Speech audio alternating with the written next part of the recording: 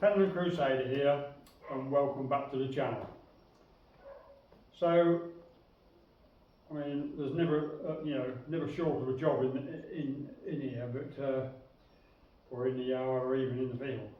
But anyway, we're having a major clear out and reorganisation of the yard and the sheds to make better use of the space. Because obviously we had bits parked in the back of the shed, and then we just stacked a load of stuff in front of them, and the job's gone on, and we're just, we're just stuffed, just can't get nothing else in. But there is room, so it's just a case of sorting the job out. So this is one that's been in the back of the shed, been in there, well, 17 or 18 years. And she goes, and what I'm thinking is we're just going to do a few jobs to it, because I'm going to use it on the beet drill this coming spring. So, I've got another tractor that I can use and do a job with. And yeah, so basically this and shifting around in the yard.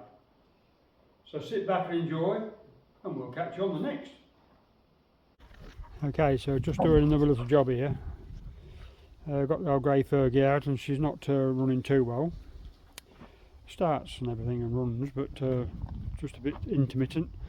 So I just thought I'd have a quick look under here. I've checked the plugs, all the plugs seem to be sparking okay. And I don't have to put a feeler gauge in there to show you what's going on with that. And same with that one.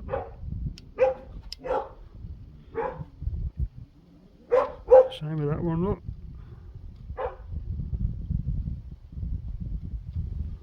When you think that there should be 12, 13, 14 around that area. And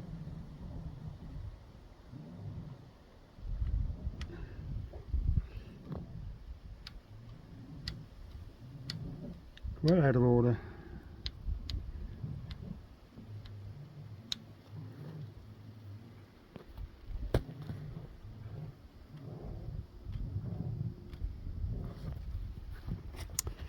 So, we'll get the feeler gauges out and trim her up. Okay, and so one of the first jobs on the Fergie, I'm just doing, because you can see it's dark out there, so I'm just doing evenings on the Fergie, and I'm outside doing more important stuff as the week goes on. But the first thing we had to do is it decided not to start. On the gear stick. It would start by crossing the terminals, but it wouldn't go on the gear stick. And this is the solenoid, Fergie solenoid that works off the gear stick. So we put a new one in, it's there, look. And now when you clunk the starter in, which is the gear stick, so she's all live there, ready to go. And it's been converted to 12 volt, so that's all good. And what I've done also, I bought a hose kit. So I'm going to do the hoses because they're a bit meltified, they're a bit soggy. I've got some bad kinks in them, and the bypass hose is a bit flat. Looks like it could be a later bit, and that one, look, it's all twisted and buggered. And so we'll put fresh hoses on because the last thing we want to be, and I've got a new fan belt as well, so that will sort that end out. So when we're in the field drilling, it's not going to conk out on us like. And I've got a spare set of plugs and points and condenser as well, so we should be good all on that front. But the one thing it does have, you can just see a little wet patch down there, and we're thinking that that's the gearbox input shaft. And so I bought a seal to do that with, because on taking the bung out and looking at the oil, it's well down. so it would appear that it's leaking out there, and they tell me that they're prone to doing that. So we will split it and sort that out. Clutch seems to be okay in it when I was driving it about, and then obviously we'll have a clean up and a bit of a paint up around the engine and its front axle. The rest of it, like the paint on the tractor, is good enough to for a working tractor, but we will just tidy all around here where the engine's rusty and the axle and bits and pieces. So yeah, I'm going to dismantle her and get the splitting track out and get her apart so we can do that seal and go from there. So we've took the bonnet off, the old grey Fergie, and we're just having a clean up around this front end and the engine, just so we can put a splash of paint on this side, got it looking sorry for itself, and the rest of the tractor's all pretty good. So we'll just give it a bit of a clean up, sort out, repair a few bits and pieces like the temperature gauge and a linkage or two and the fan belt and the hoses and bits and pieces just to make it reliable. And what I'm going to do, in this engine cradle, I'm going to cut a hole in the bottom, because there's no hole in the bottom, no bolted plate, and there is a hole in the front part of it, the axle carrier. There was a hole in there, so let the water out and oil or muck or whatever, but in this one it's absolutely solid right up to the fan belt, with years and years of not being washed or whatever. So I think I'm going to take the cradle off and cut a hole in the bottom so let some of the rubbish go. For me, it's the way to go anyway. So yeah, we'll do a bit more and crack on. So we've got the old Ferguson split,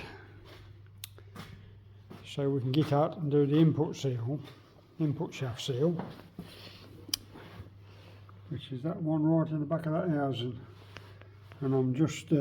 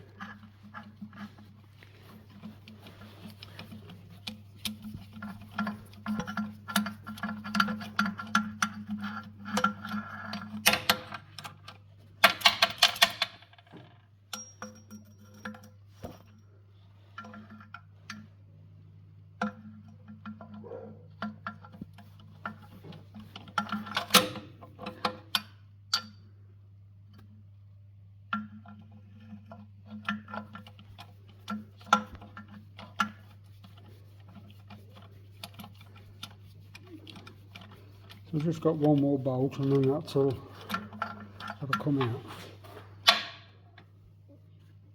Oh, if we get it out.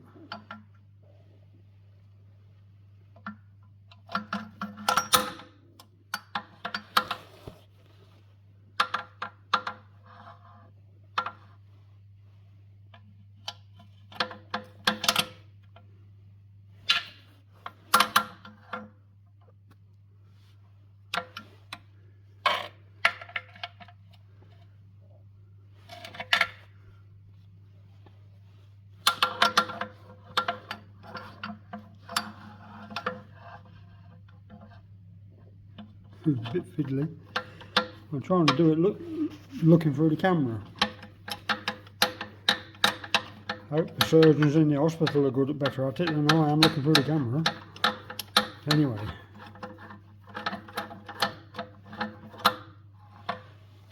I should just leave that one. There you go. So, there she comes.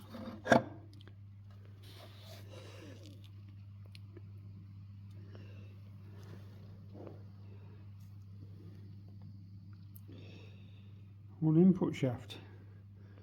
Got a new gasket to put on there as well. I'll just put this somewhere where it'll just keep clean.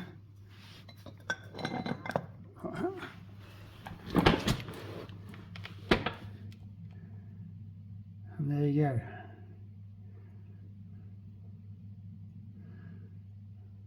Looks all nice and clean in there anyway.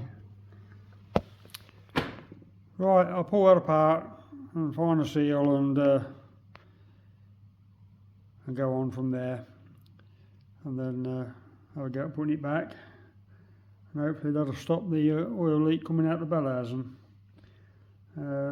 We've got 2 leak off points in the bell housing. I've got one this end for the flywheel and one yon end for the gearbox should it leak, and there's a bit of a sump in that end so that like, the oil can't come running towards the flywheel. But and that's the other end of it.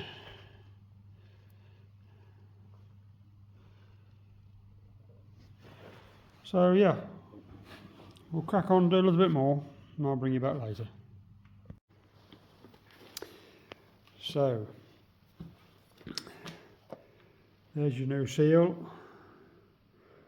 in there, and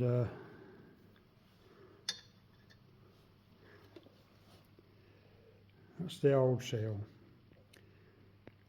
And obviously it's a leather seal, probably been in there from new, never been changed. And although the leather's still quite supple, it has got signs of deterioration.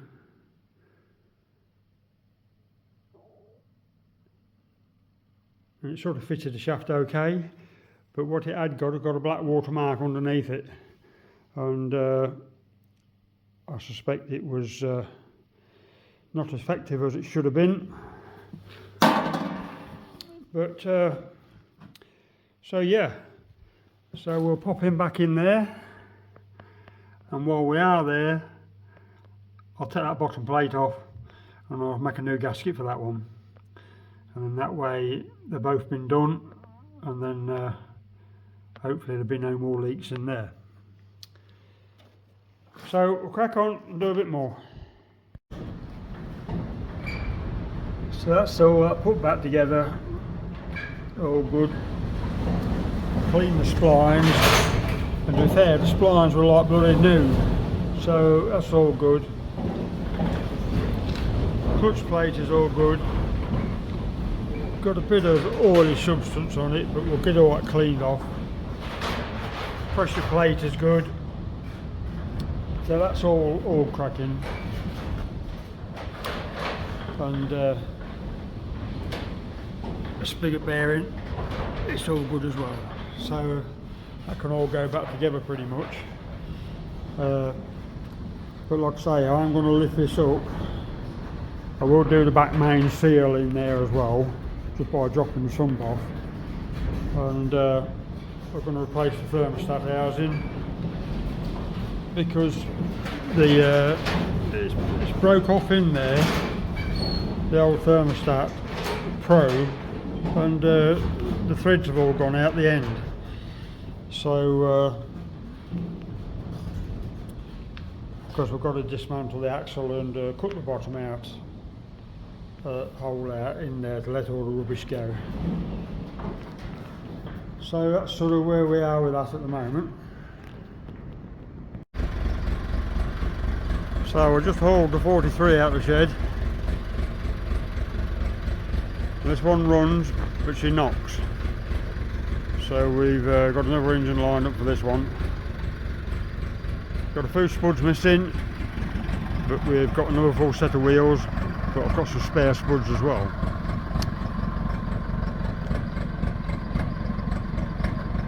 I never noticed that before, it's actually got a number plate on there. Interesting. So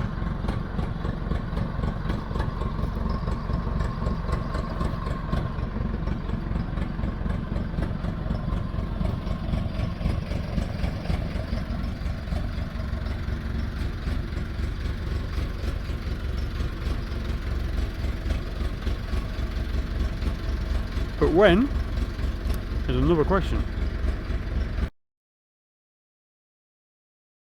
So this is the other one that we fished out the bottom of the shed. One was saved, like I say, about 18 years ago or so. And I've had this one running, but she's got a bad knock. So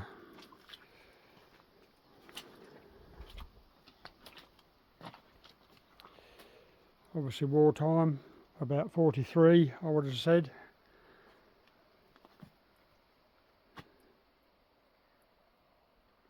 Green, although there is evidence in odd place of yellow underneath. But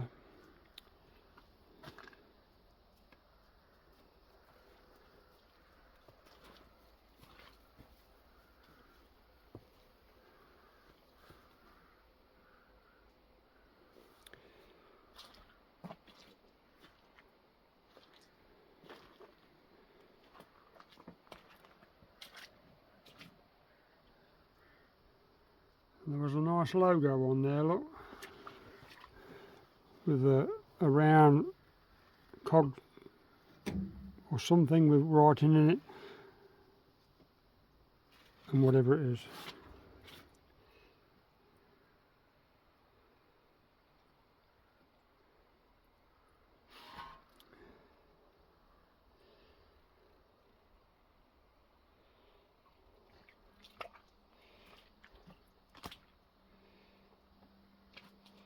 And she's had some fair bit of work in her time. It's nearly through. I've got a couple here that are through. You've got a few teeth missing off the wheel as well, look. So, altogether, I mean, the steels are quite in good order. And I've got, I think I've got about 8 or 9 of these kicking around, so they could be retrieved. But I do have another full set of steels, which are equally as good as what this one is, with a full centre rib with the bolt hole in for the tyres, for the steel tyres for roadwork. And so they've not done a lot without, you know, they've had bands on at some point. But yeah, got a decent tank on it.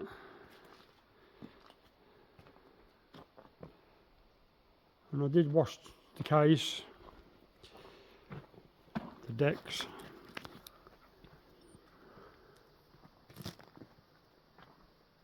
The tank and the bonnet still in the shed.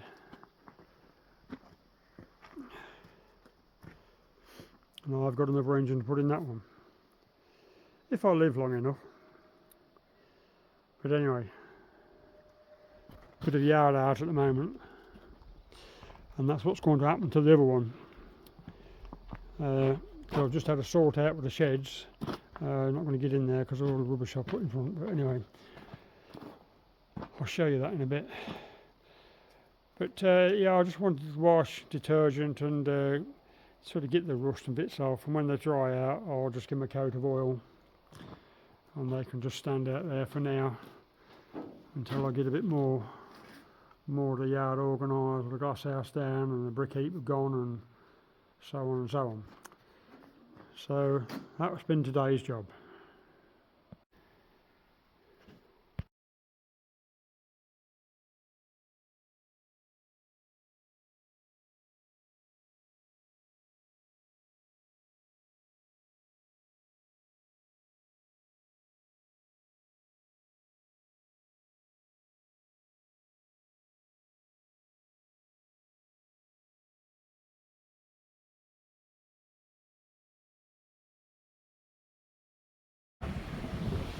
And there's the case on the standard Ford, just standing at the side of my shed at the moment.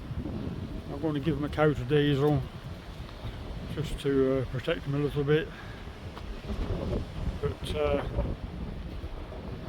I need the room in the shed, and for me they can stand outside. Bloody rough today, really rough.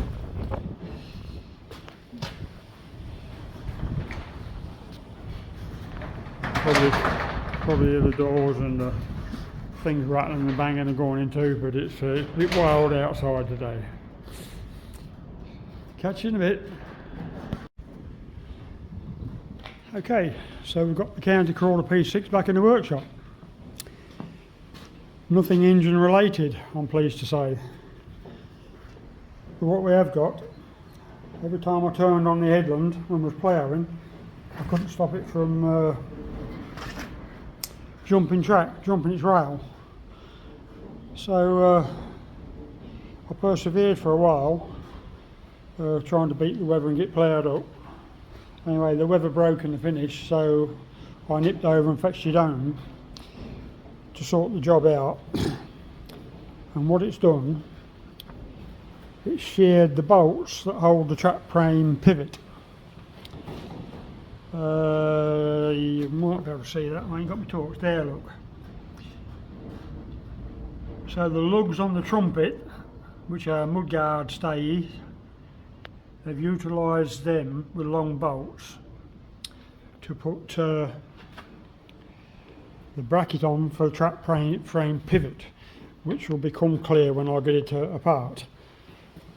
And what it's done is let the trap frame go back, because I thought it's funny because I adjusted the track and then it went slack after using it, you know, for a couple of rounds. And I couldn't sort of quite get my head around that, so I adjusted it again, and then the job was getting worse. Every round the track was getting out of its rail, and I was looking around and I couldn't really see any physically thing wrong with it. But when you look in there, the sprocket's right tight up against the frame down in the bottom there, to the point where it's catching the frame. And then that's when I realised that something was wrong and found the bolts. Well, the bolts ain't just broke because of severe pressure, because of, you know, say, because your track's coming off or whatever. When it climbs, it's got to gain a bit of slack from somewhere, and you might think, well, that's what's caused it. It's not that, it's the bolts rotted out. And I had to show you all when getting the track off. Because you know, you just can't see it from here, but the bolts look like they've rusted away, and a little bit of pressure has broken them off and let it go. So I just broke the lug on the axle trumpet, but I'm hoping to be able to undo the bolts on that and turn it one full circle, and everything will become good again. So until I get the track off and get my head into it, shall we know the full extent of what's gone on. So I'll crack on and get the track off, and I'll bring you back. So I'm just in the process of taking the sprocket off so I can get into it a bit better. If you look in there, see how close that is on that frame. And this is the bit, if I can get my finger on it.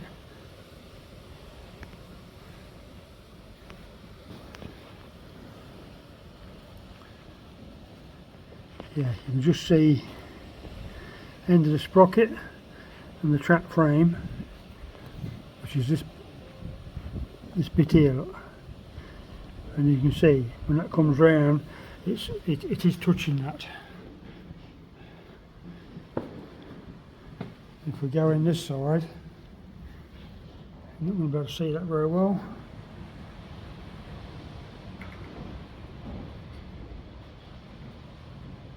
There's a fair bit more clearance in there. There's a lot more clearance in there.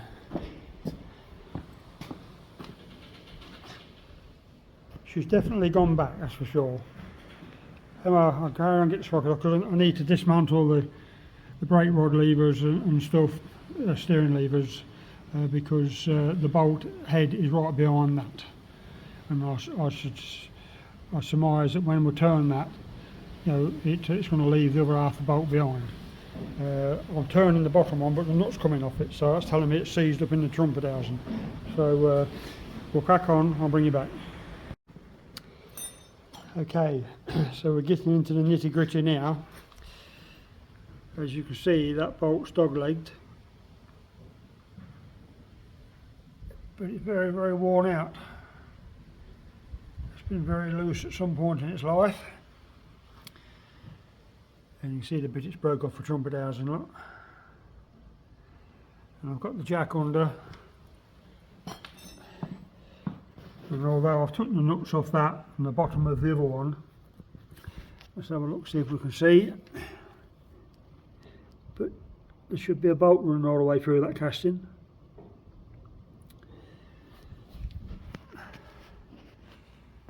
You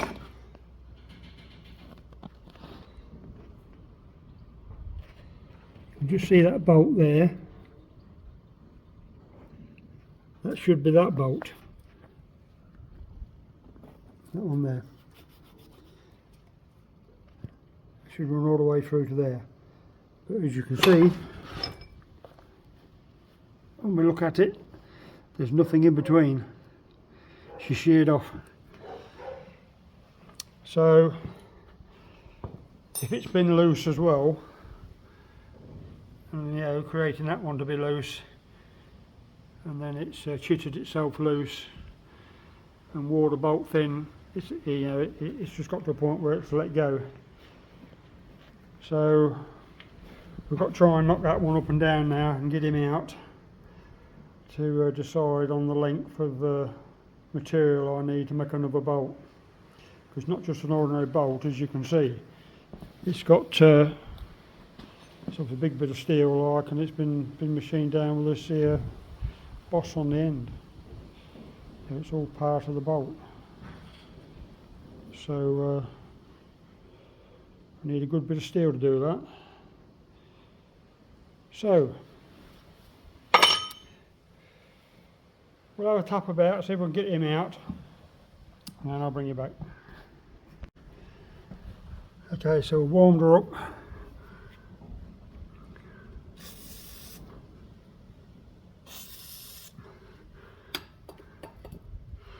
And I've got it moving, which is a relief, I can tell you. But the worst one is the bottom boss. So let's have a look at that, see what happens in a minute. Alright, see you back in a minute. Okay, so that's got the swivel bar off, and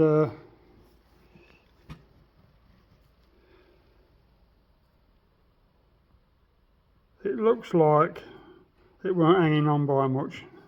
It's a complete shear, but there's only the one bright piece on there. The rest is definitely dull, to suggest that it's been cracked or sort of half broke for a long while. I wire brushed it, and that's as clean as it comes. So, but anyway, we've got it free, so we'll get him out, and then we've got to decide how we're going to make the bolts.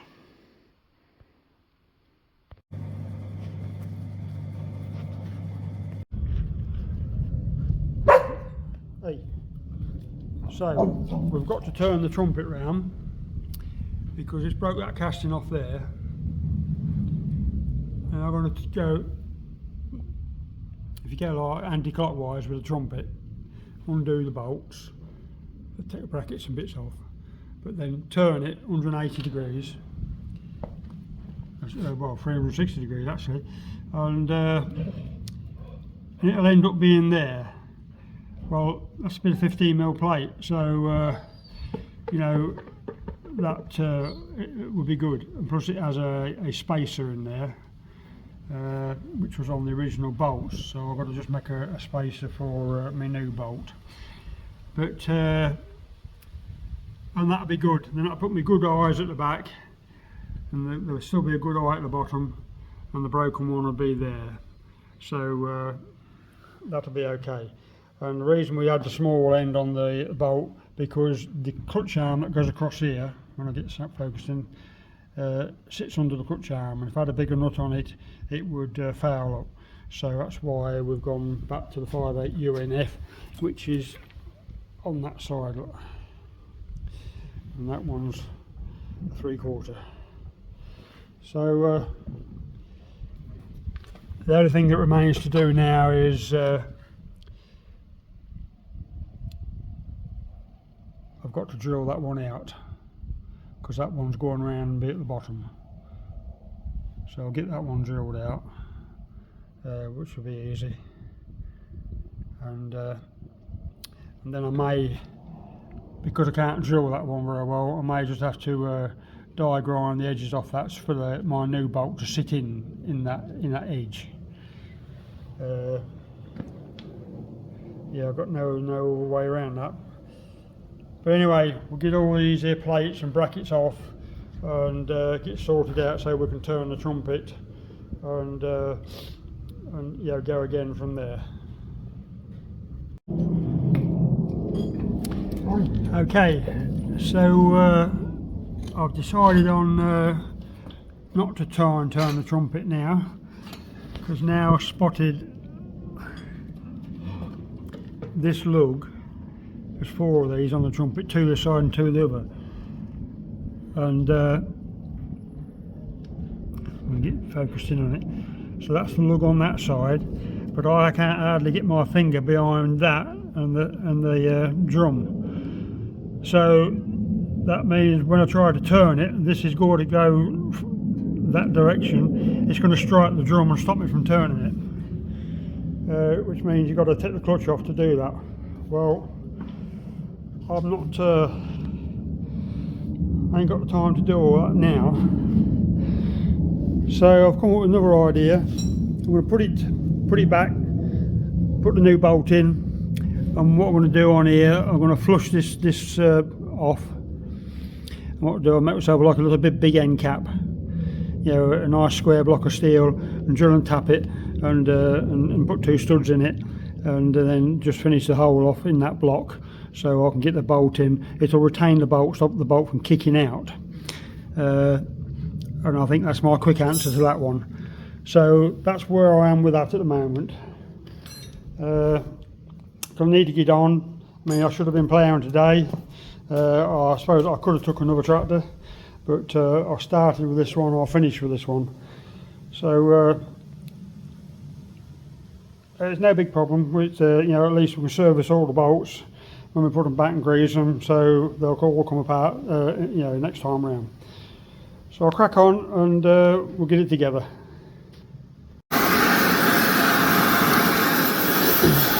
Okay, so drastic measures this morning. We've got the chain tightener on, and as you can see,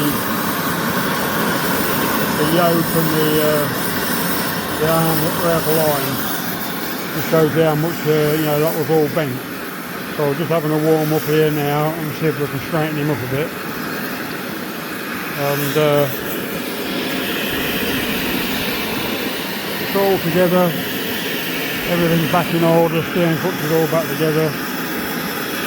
Gave me a good opportunity to grease all the pivot points on there, because they was all rusty and the grease weren't getting through where it's supposed to do, so I sorted all that out.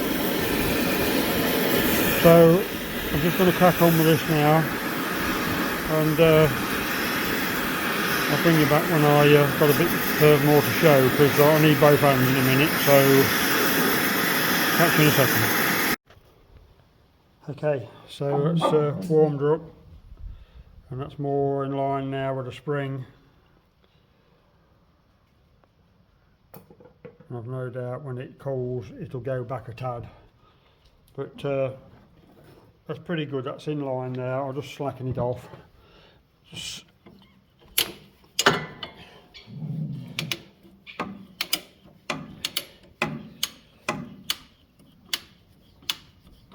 Yeah, because it's going back and forwards now, look, so that's got the pressure off, and we'll just leave that to do its own thing now, cool down, and